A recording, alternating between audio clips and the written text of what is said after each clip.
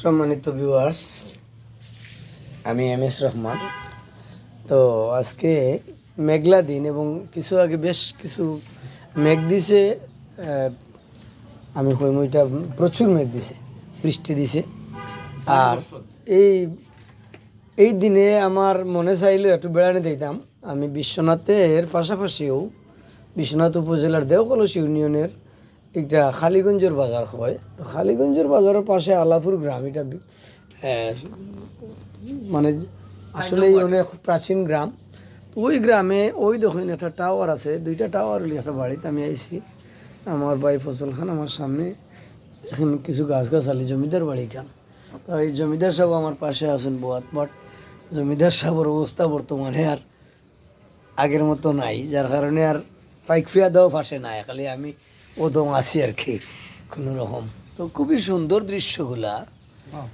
সামান্য সময় ভিডিও করি, আমার শখ হইল এই মেঘলা দিনেও তো আমরা চা খাইলাম, আমার বাইরে চা খা, ও আমিও খাইছি চা, ও আমি কিছু শাক সবজি তুলছি, তা আমার শখ। তো আমি আমার পাশে হাবিবুর রহমান মিনু বাইরে লিয়া বইয়া একটু গল্প গুজব করলাম, আমরা তিন ভাইও। তো খুব ও মানুষ ধরে এবার দেখো আমি না সিনগুলো আপনি খুব হইতে তা হুকা। তো বর্তমানে মনে হয়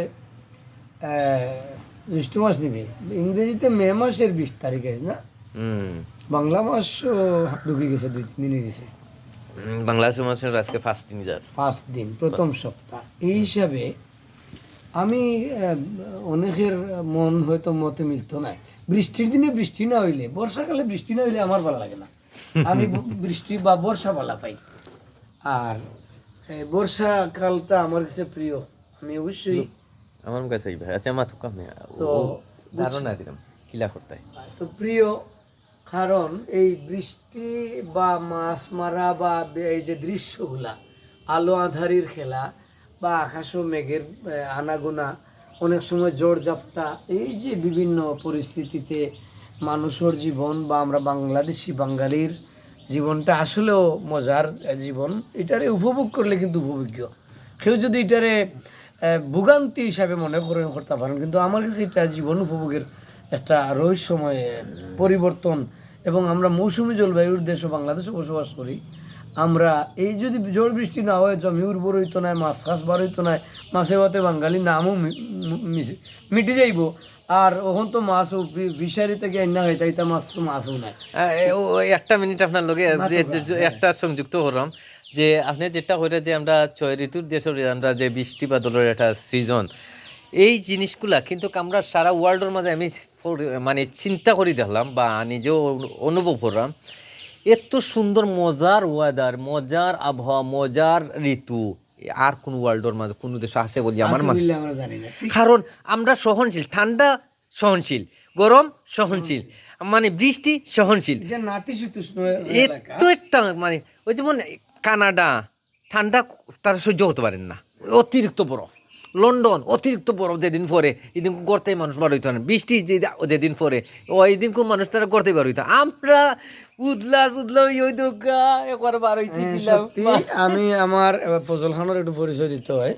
আসলে একজন সংগঠক, সে বিভিন্ন সংগঠনের সাথে যুক্ত এবং বিশ্বনাথের নদী, বাসিয়া নদী, বাছামা বাসিয়া নদীর মূল উদ্যোক্তা সে, এবং আমার মাধ্যমে প্রথম অ্যাপ্লিকেশনটা লেখাইছিল এই সেই ফজল খান। এবং সে নাট্য কৌতুক অভিনেতা, অনেক ভালো একজন অভিনেতা, আঞ্চলিক পর্যায়ে অনেক নাটক অভিনয় করছেন ফজল খান।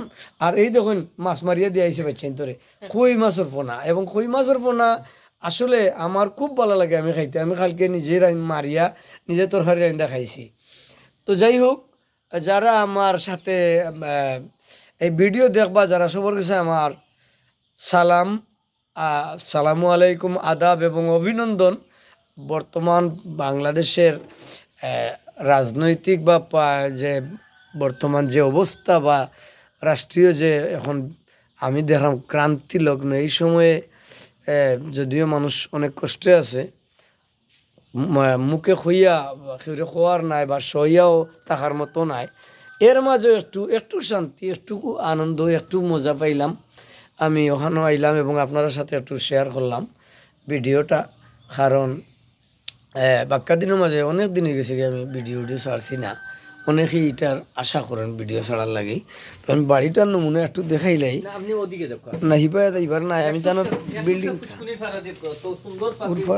5 মিনিট গেছি গিয়া লম্বা ভিডিও অনেকে দেখুন না। ওই লাগি মিনু ভাইয়ের বাড়ির জোটা, তানোর বাড়ি অনেক বড় কিন্তু গড় নাই, কেন গড়ের প্রয়োজন নাই, তানোর বাইন বিদেশ বাদেশ।